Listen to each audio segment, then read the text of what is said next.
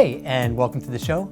I'm Paul Grunsfelder, social media and digital marketing strategist and vice president of the New Jersey Ad Club. Have with me today Paul Kishie, president and creative director of Aviate Creative. How's it going today, man? It's going great. Thanks for having me, Paul. Yeah, we're excited to have you, and I'm just going to dive right in. So tell me a little bit about Aviate Creative and what an average day looks like for you. Absolutely. Aviate Creative is a creative studio. We deal with branding, print design, web design, and we also do custom illustration as well. An everyday situation for us, it changes every day. I mean, we have such different creative projects that any given day we could be working on 10, 15 different types of things.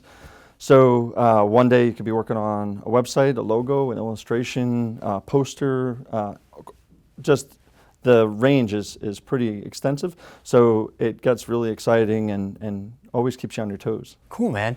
Yeah, you know, one of the things I like to ask creative people a lot is about their creative process, because everybody kind of seems to do it differently. So tell me about your team's creative process and what makes it unique.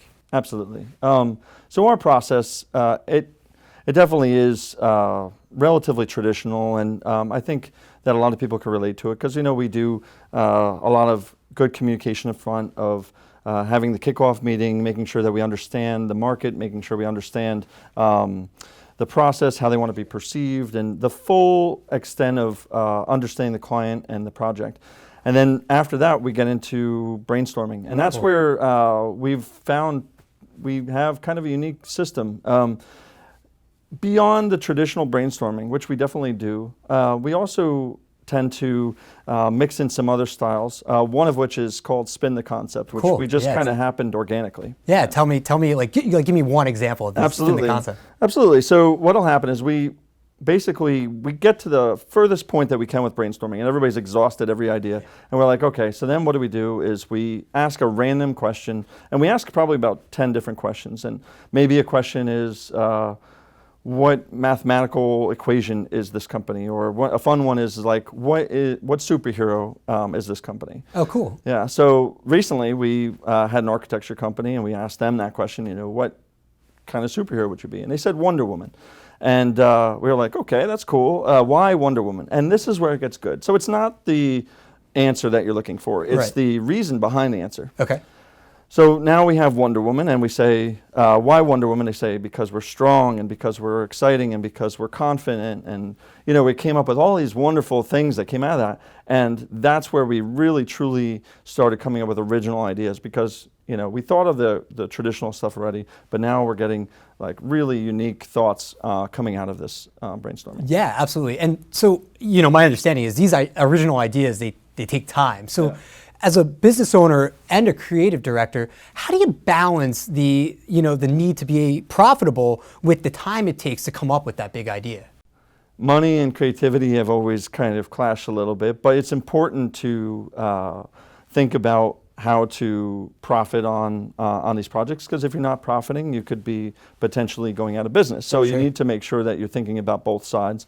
And, you know, why else would we be in business, right? Right. So when you're working on a project, you are certainly considering things like money and the extrinsic motivations that are going to kind of drive the fame or the profit and so forth. But in reality, you're not going to be very creative if you concentrate on that only. So you need to get to the passion, you need to get to the love of the project. So what you're going to do is, once you start the project, you have to kind of let all that go and concentrate on what you enjoy, just fall in love with the piece, really have passion behind the work, you know.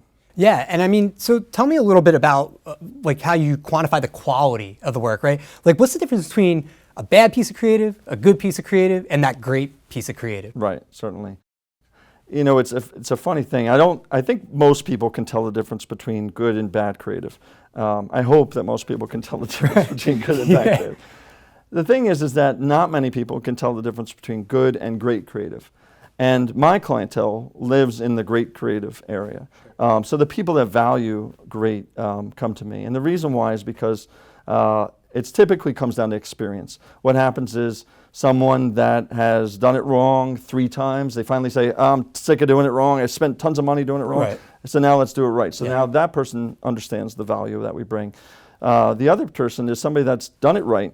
Maybe they used us, or maybe they used another good company, and they saw the results. They were like, wow, this made such a big difference. You know, we thought a logo was a logo, but no, a logo could be so much more and be so impactful on the bottom line of your business. And that's where you're going to really see the difference between good and great. You know. Gotcha. I mean, look, you got a ton of experience, Paul, and obviously successful. Recently named top professional under 40 by the New Jersey Ad Club and NJ Biz. Like, how did you make it? So that's a very popular question. A lot of people want that, you know, easy answer as to how do you make it, right? But don't we all? And I think that the reality is that if you ask anybody that so-called made it, and there's different definitions of make it, they'll say a lot of hard work. And I think that that's a big part of it.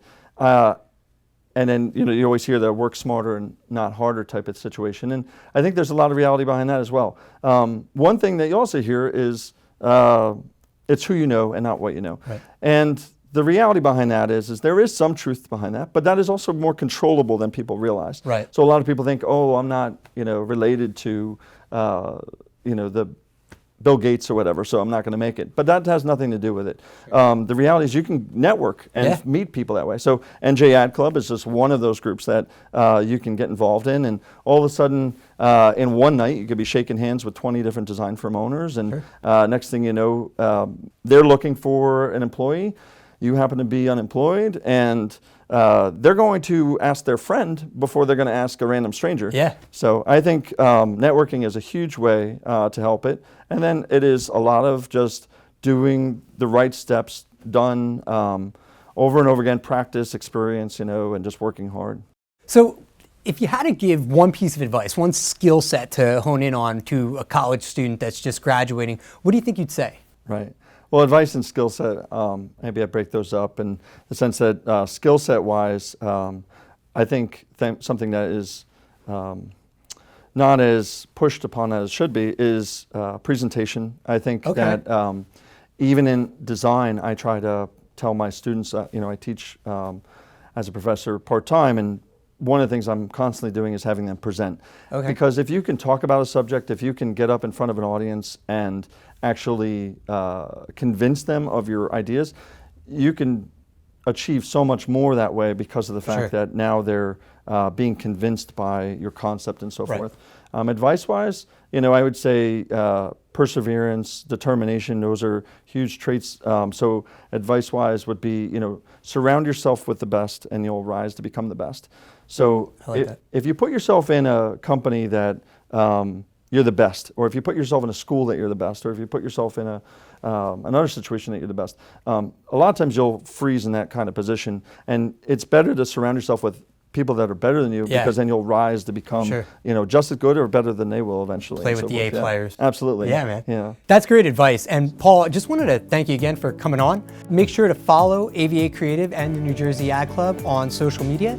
Paul, thanks again for coming, and we'll talk to you again soon. Thanks so much, Paul. Yeah.